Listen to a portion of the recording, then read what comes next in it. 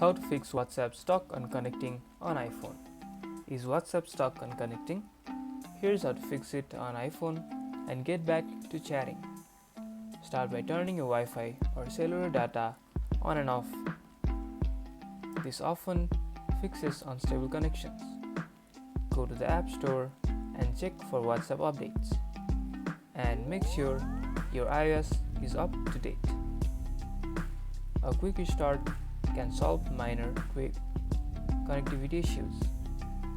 Power off your phone and turn it back on. If it's still stuck, uninstall WhatsApp and reinstall it. Make sure your chats are backed up first.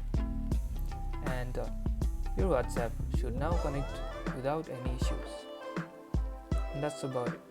If you guys enjoyed this video or if this video helped you, don't forget to smash that like button and subscribe for more videos like this. Thank you guys for watching and see you guys in the next tutorial.